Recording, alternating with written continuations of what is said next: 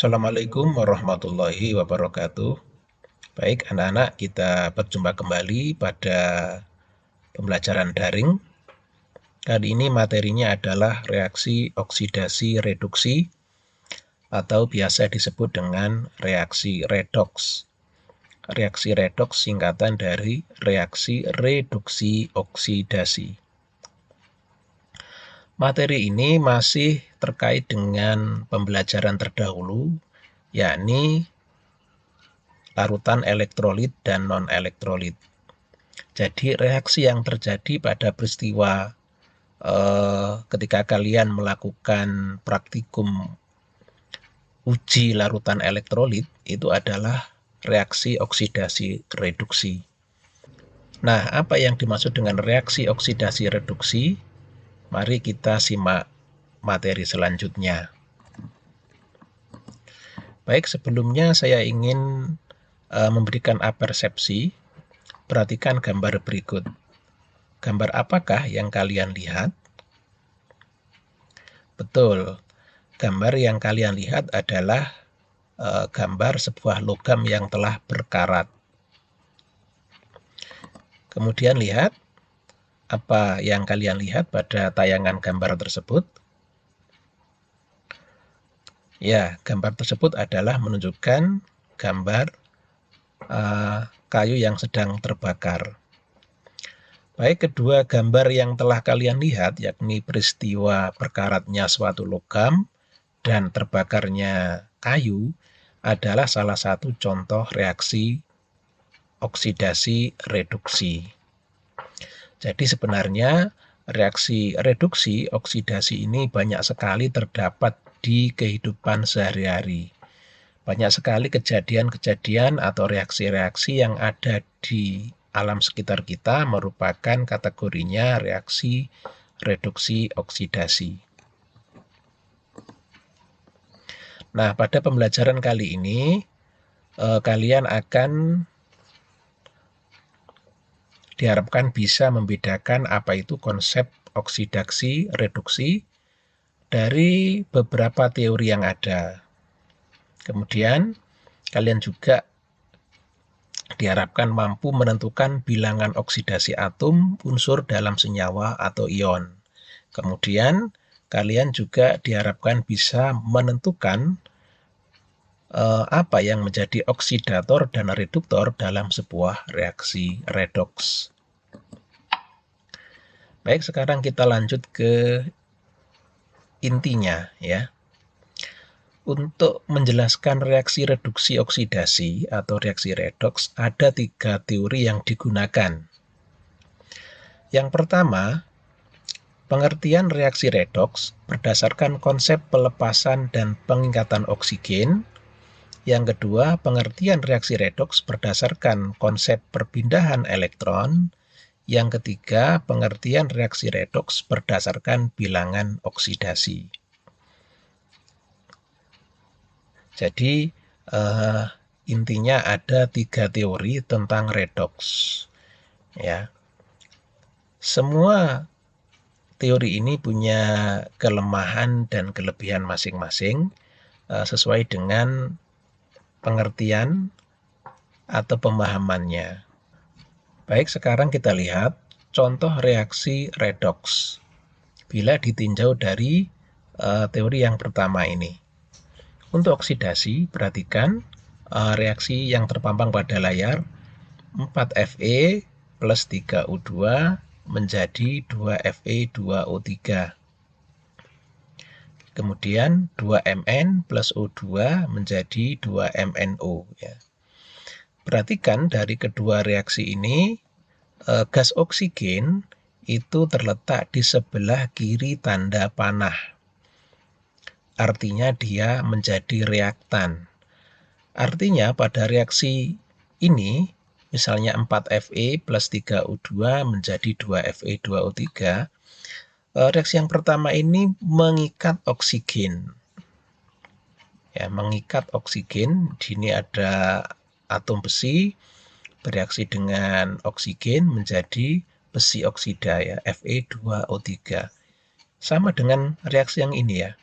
2Mn plus O2 menjadi 2 MnO. Di sini oksigen terletak juga di sebelah kiri bereaksi dengan Mn. Ini menunjukkan bahwa Mn mengikat oksigen menjadi mangan oksida, ya, MnO.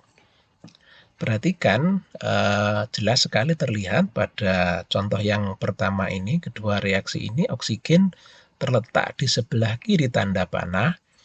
Itu menunjukkan bahwa oksigen ini diikat oleh atom Fe atau Mn di sini, sehingga reaksi ini disebut dengan reaksi oksidasi karena mengikat oksigen. Perhatikan contoh reduksi. Reaksi yaitu 2 KClO3 menjadi 2 KCl plus 3 O2.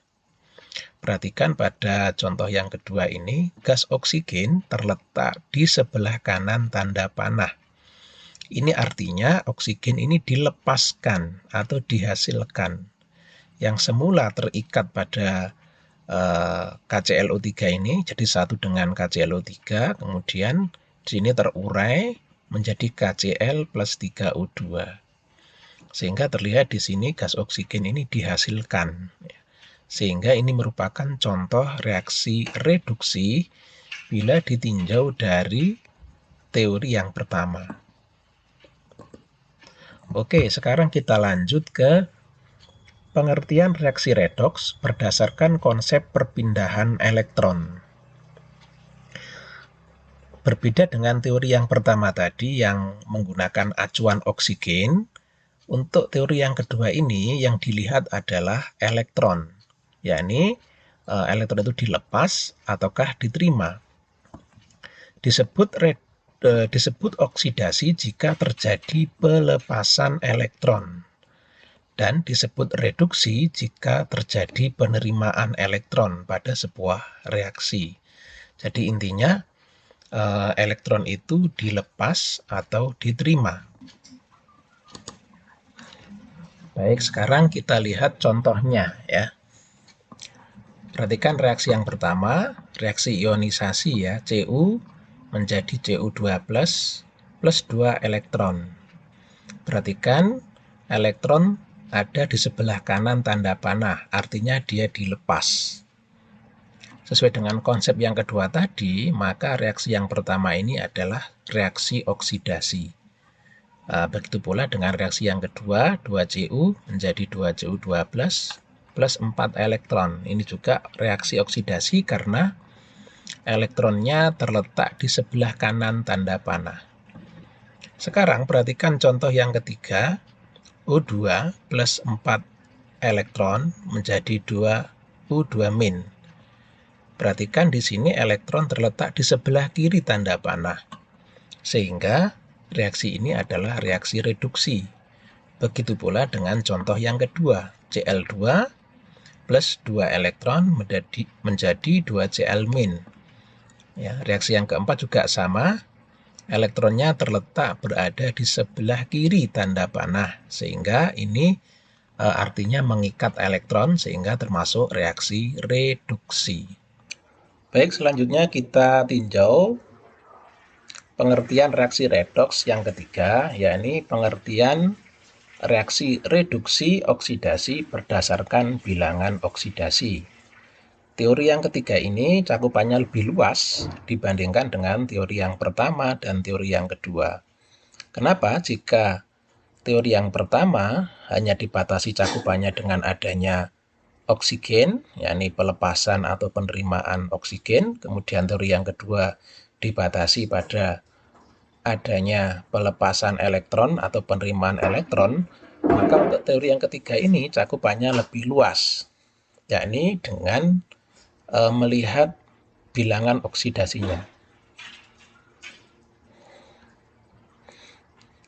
Baik, anak-anak, kita akhiri sampai di sini dulu materi tentang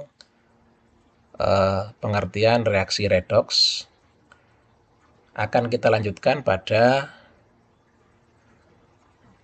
video pembelajaran yang lain, bagian kedua dari materi ini akan kita lanjutkan, yakni pengertian reaksi redoks berdasarkan bilangan oksidasi.